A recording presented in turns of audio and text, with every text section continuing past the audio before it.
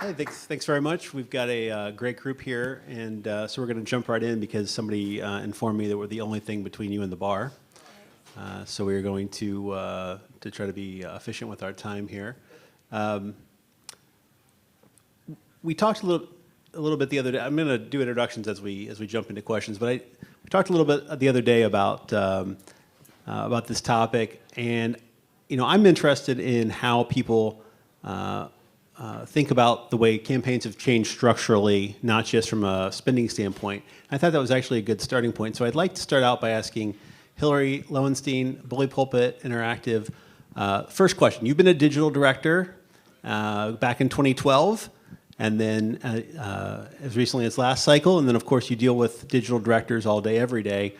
Tell us a little bit about how the structure from a personnel standpoint has changed, and that'll lead us into a little discussion about money, because I think that's a pretty important part. Yeah, absolutely. Thanks, Cam, and thanks Mediapost for hosting us today. As Cam said, I was a digital director. In 2012, I worked on the U.S. Senate race in Wisconsin, helping elect now U.S. Senator Tammy Baldwin. Our digital shop now 8 years ago, for the majority of the campaign, was 1 and then 2 people. We had obviously consultants helping us who brought some additional capacity and expertise. But you compare that with how we staffed what we then called communications, which would sort of more be a traditional press shop. It was 4, 5, 6 people by the election day, and had that sort of not quite siloed. We were good at talking to each other, but separate team from those who were managing social channels, those who were putting together paid media programs. And then fast forward, last cycle, I was running the Senate race in Nebraska, and having come up through digital and coming with an experience of understanding a little bit more this much more integrated media environment we live in now, being able to staff teams in a little bit of a different way, to have sort of message live in a communication shop that understood platforms to use, that sometimes is going to be a traditional press conference, but other times you're going to want to insert a narrative through a video and a series of maybe social promotions or more digital tactics. And you're seeing that as a consultant now working with campaigns. There was a time, a decade ago, where you would hire a digital firm to sort of check a box. You knew you needed someone to help you do the internet, and you didn't really know beyond that what you were going to need. But we have clients who are much more sophisticated on the campaign side and on the advocacy side, and understand, we need a specialist in mobilization. We need someone who better understands some of the diverse voices that folks on the previous panel were talking about. So you're seeing the ecosystem move a little bit more to specific expertise in consulting, as opposed to just generalists to do everything that the web folks touch. I think that personnel is important. So for Ross Rocketto, from this particular named Run for Something, what do you think? The other day you said something that the structures of these campaigns have changed, but the people really haven't. Can you sort of give us your take on how the personnel changes, but the people not changing has sort of affected the way we in the campaign world look at digital and how we decide to ultimately spend money? Yeah, and I'll also say that Hillary's a really good example of how things are changing, starting to change in the space. But the truth is that on a lot of these congressional races and a lot of these Senate races and a lot of these statewide, and as you go further down the ballot, you've got folks who are running these campaigns, or at least general consulting for these campaigns, who came up in field, or they came up in comms, they came up in a traditional part of campaigns. And the sort of foundation of a campaign where you have, really siloed departments, it's just changing. People need to understand what the other folks are doing, and I'll say that I've worked for a bunch of campaign managers and honestly some of the smartest people who work in politics who will say things like, someone needs to go do the digital thing and the magic digital stuff. And that was cute, 5-10 years ago. It's not sufficient anymore. We actually need people who are leading campaigns who understand what digital is, who understand how comms and digital interact with each other, how digital interacts with organizing, how data plays into all of it. And I think, I think that is beginning to change with folks like Hillary, another friend of mine, Dame Jenna Loewenstein. No relation. Yeah, no relation, spelled differently, who was a deputy campaign manager on Cory Booker's campaign. Those types of folks are sort of changing the types of staff that we have at the tops of these campaigns. But it's actually a huge problem, and it's especially large problem for folks who are coming up in organizing today. A lot of our organizers end up moving on to run in the next cycle if you're an organizer or a slightly higher than that, deputy deputy organizer. You might end up managing a state ledge campaign in the next cycle. And the problem with that is that we've made organizing such a rigid activity. Organizers don't get to choose the turf that they're knocking in. They basically get a list of voters that they need to talk to that were developed, that list of voters was crafted in some way, through model analytics and data. They get the list of voters. They have a set of 5 tactics that they're allowed to use. Their days are basically structured for them, and they basically are just executing every task. So when those folks move up in campaign structures, they're not used to. The first thing is they don't really know what goes into the rest of the campaign, and then the second piece of it is they've spent their whole career having everything handed to them. And so when they end up in a position of leadership, I'm sure you can talk to this, when you become a campaign manager, there's no instruction manual. You just get there, and then the candidate's what do I do? And you're well, and you have to tell them what to do.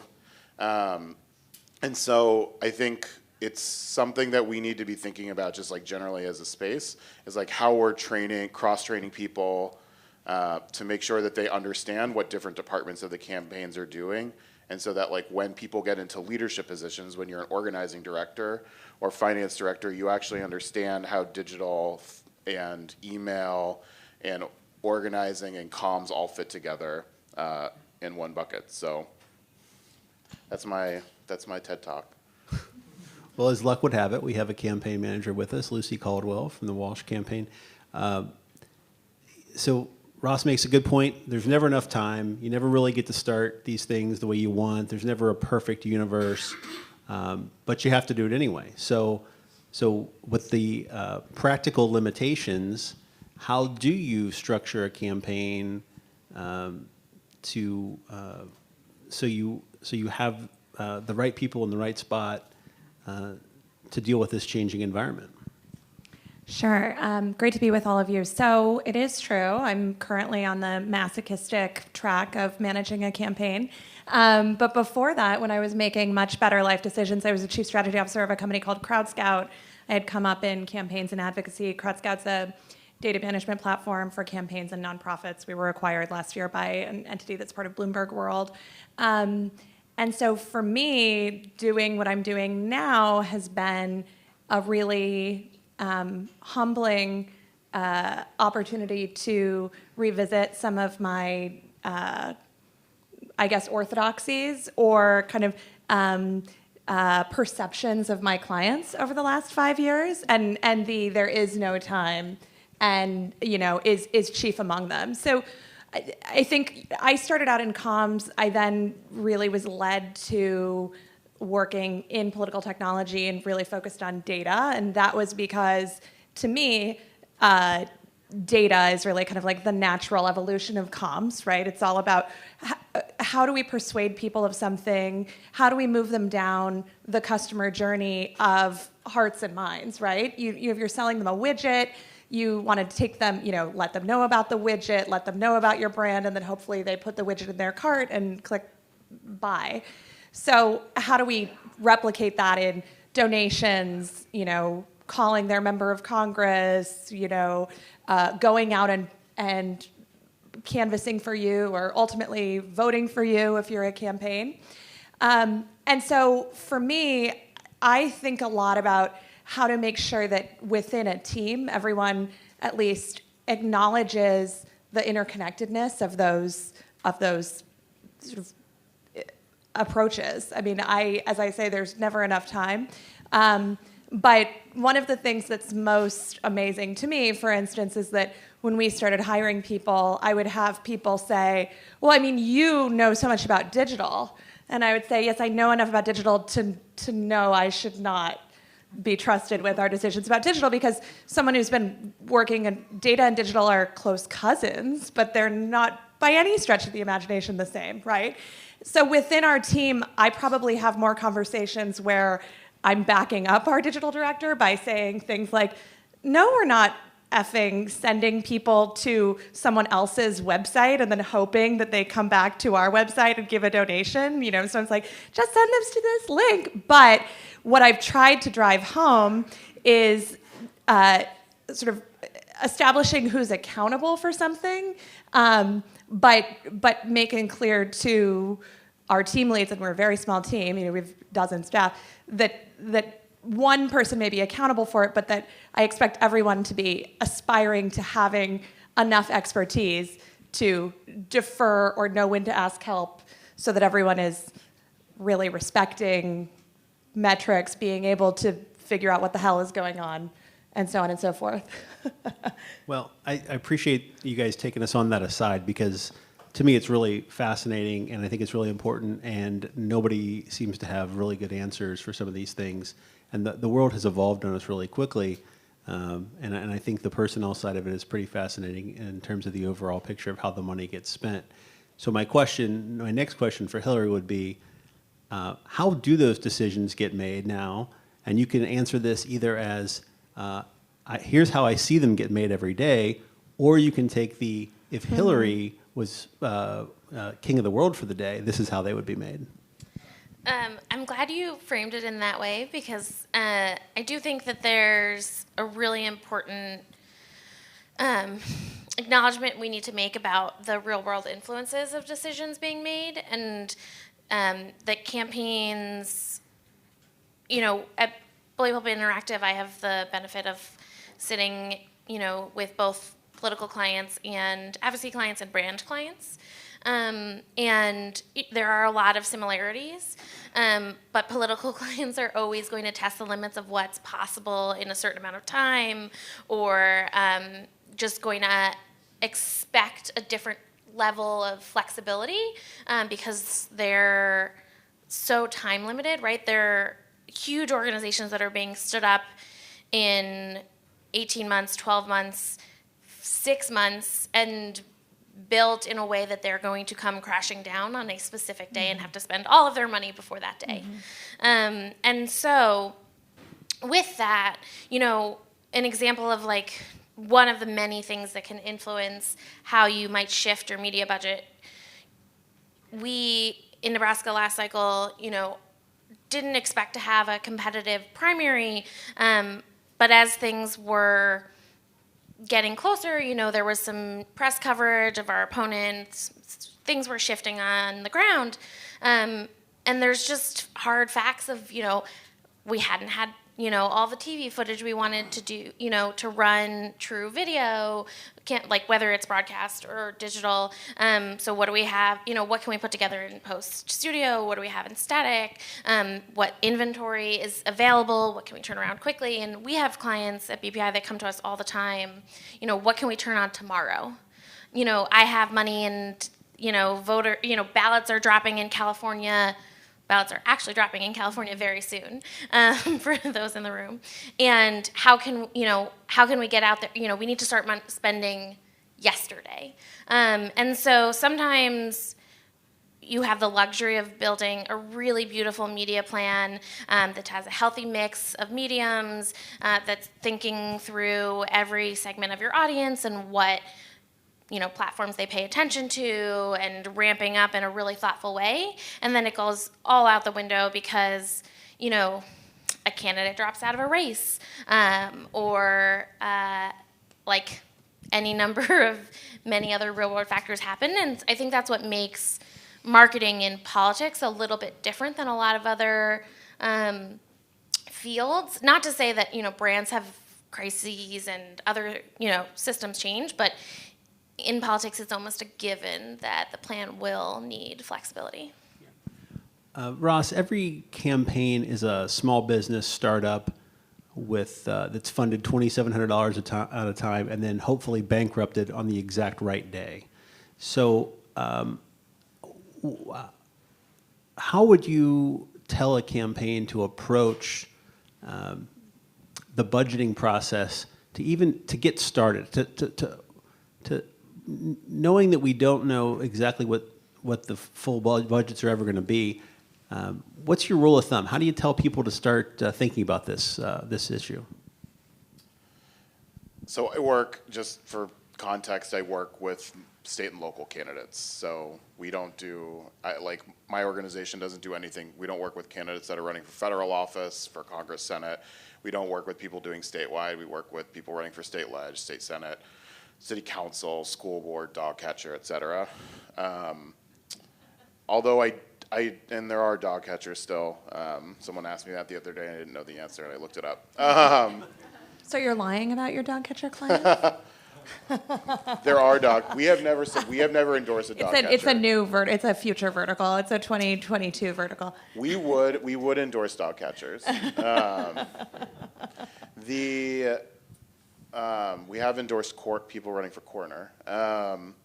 Which is a whole other thing. The thing that I would say I think this is actually true because I've also worked on a couple of presidential cycles. I've managed congressionals. You really always start from the same place, which is how many votes do I need to get? And then you work backwards from there. You put together, you basically look at the tactics that are available to you. You look at the amount of money you think you're going to be able to raise. You, as a candidate and as a manager, you can learn pretty quickly how much money you think you're going to raise. Sometimes that changes in the middle of a cycle. If your opponent says something ridiculous and then you get a massive spike, that can change. Nobody should plan for that, unless you're running against someone like Steve King out in Iowa. But the way that I talk to my candidates about it is you start with your win number. How many votes do you need to get? Then you need to think about who are those people? Who are the people who are going to vote for this candidate? What types of messages resonate with them? Some candidates are going to have money to do polling. Almost all of our candidates aren't going to have, our candidates don't have money to do polling. So to some degree, a lot of our candidates are sort of working off of hunches, and they're working off of things that they hear when they go out knocking on doors and talking to people in their communities. And then from there, you look at the different mixes of people, who are the people you think are going to be with you for sure, and what do you need to do to make sure they go out to vote? Who are the people you think you're going to need to convince to vote for you? And then in some cases, who are the people that you need to convince just not to vote at all, which we don't really talk about that much, but it's it's the truth. It happens, and that's a thing that every candidate needs to at least think about. And then you sort of work backwards from there. For a lot of our candidates, the thing that I tell them, especially for folks who are really limited on resources, is you aren't going to be able to do every sort of media platform well. And so you need to pick the handful of media platforms that you think that there's going to be money available to execute at a high level. Sometimes that's one, and in some cases that's direct mail, depending on who you need. And for me, and for when we talk to candidates, it's always about who they need to be talking to. And so, for example, if their audience skews significantly older, mail might actually work for them. If their audience skews in a different demographic range, like we would make other suggestions. I had a candidate out in Harris County, which is Houston, back in 2018.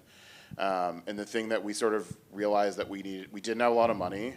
And the thing that we realized that we needed to do is we actually needed to talk to more Latino voters. We saw, based on everything that was going on in the county, that like it was possible that we were going to have lower Latino turnout.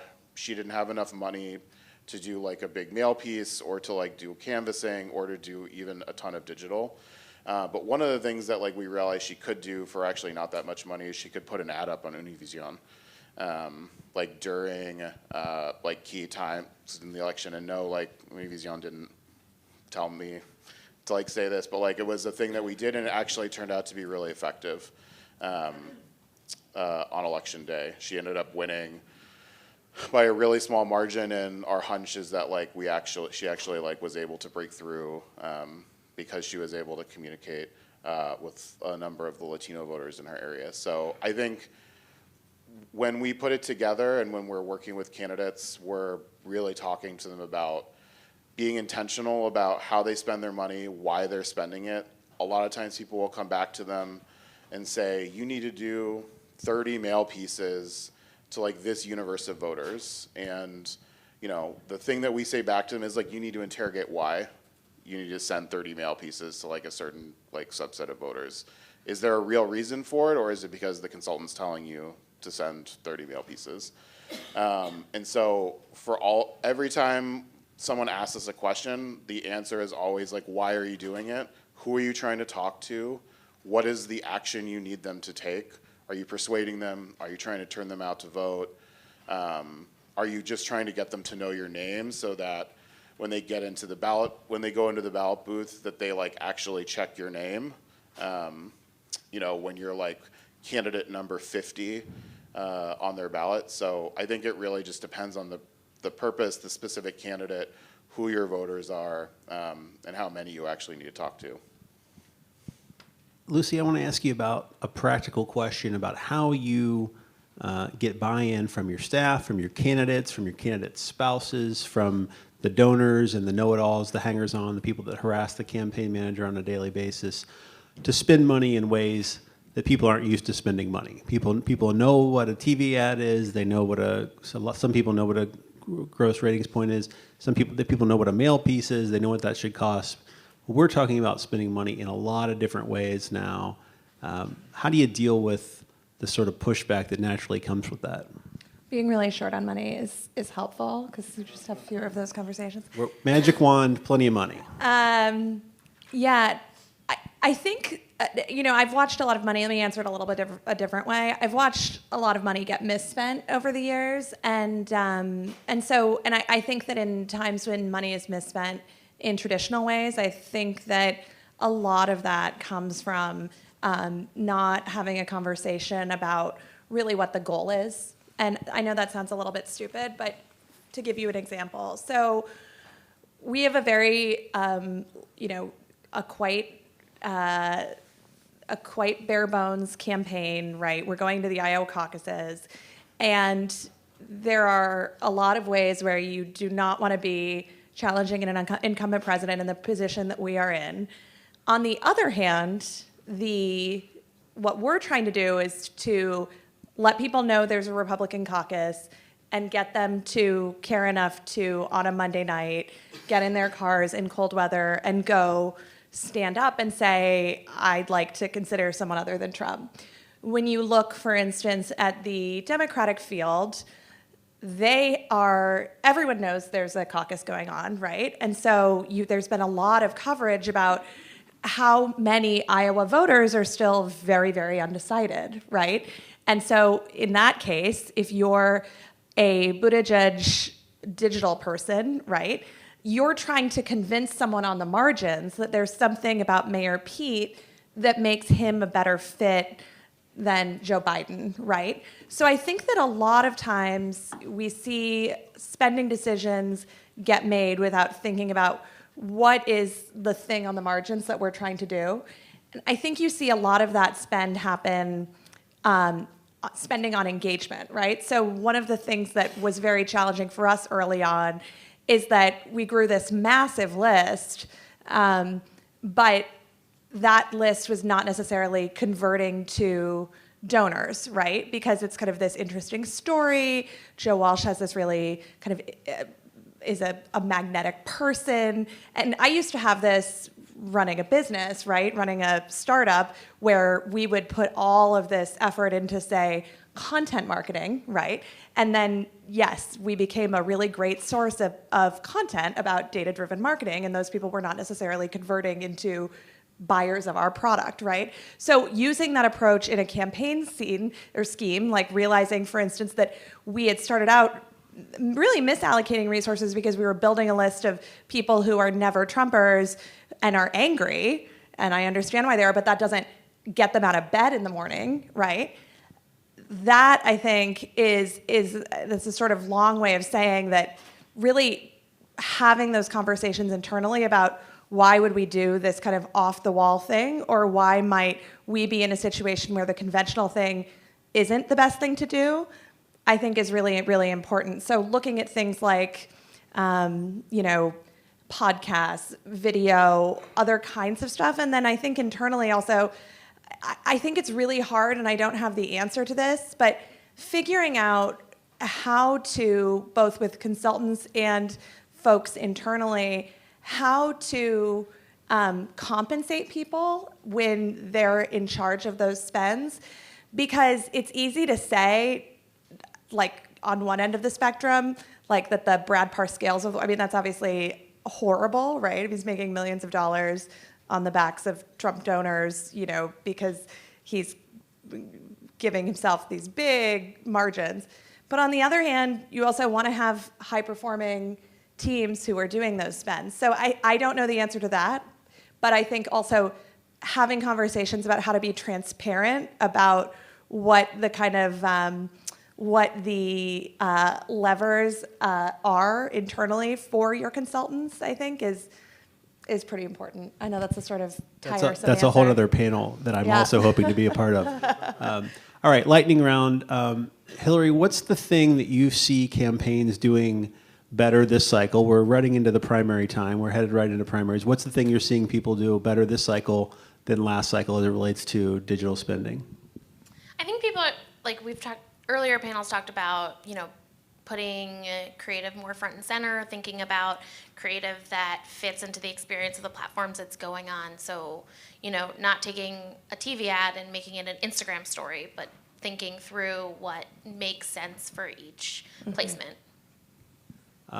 Ross, also in the lightning round, what's the thing that a year from now we'll look back and say that campaigns sort of figured out that was new in the 2020 cycle as it relates to digital?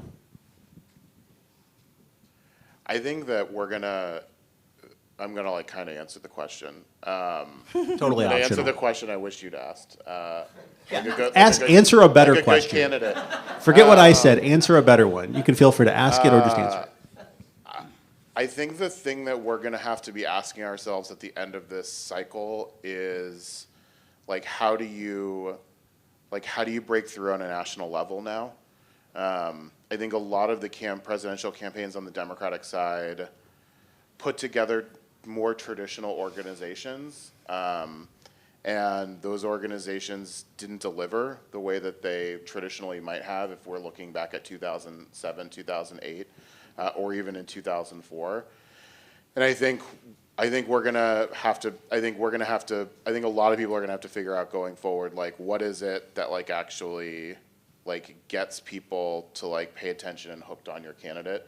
I think some of the previous panel talked a little bit about like how race plays into that with some of the candidates, and I think that's a significant issue, and I think that's also going to need to be discussed. But I also think that like a bunch of candidates built like field operations in these states and like really early, and those field operations delivered nothing for them, and most of the campaigns that did that aren't in the race anymore. And then some of them waited and built large media operations at the beginning, and then waited until the money started coming in to build out the field operations, and those campaigns are doing better right now.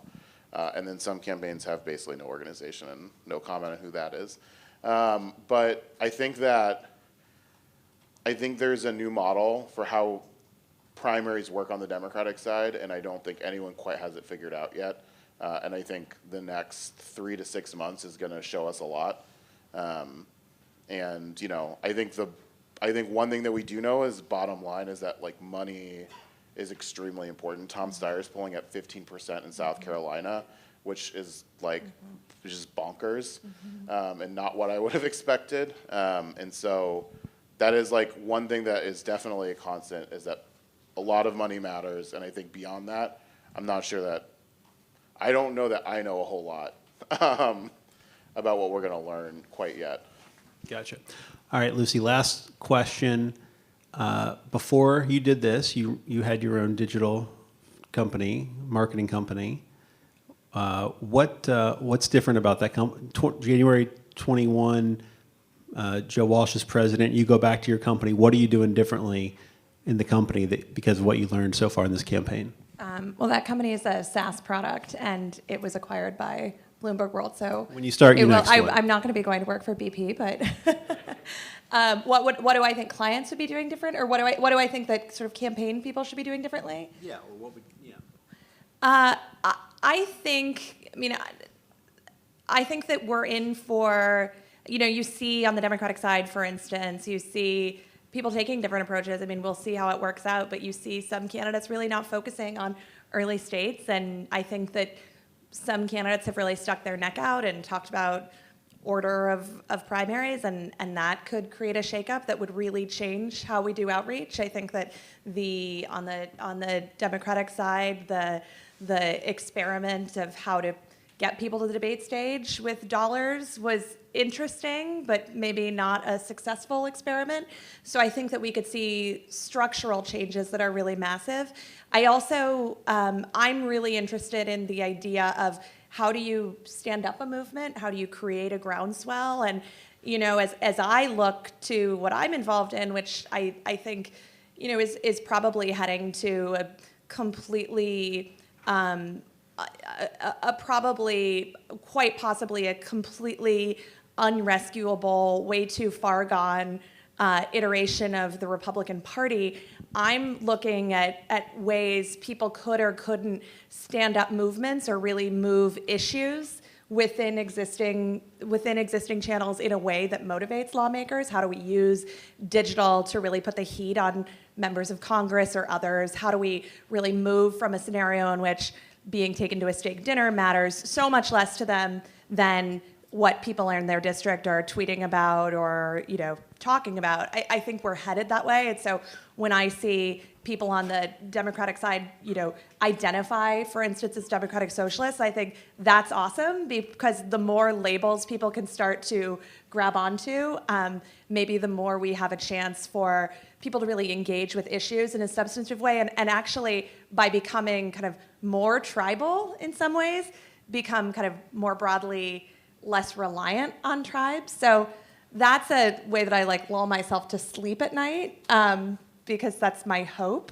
But I think that what that means is that the way that campaign and issue professionals outreach to people would have to completely change and shift away from kind of old third-party data like propensity to vote, registration, the stupid stuff that people spend way too much energy on from a consumer file, into, this is also a whole other panel, into first-party data, and that is really where even campaigns, to the extent that they can, are playing the long game in engaging people. So that's what I hope to see. Excellent. Cam and panel, thank you very much. We have time for some questions if you want to throw a few last questions at our panel.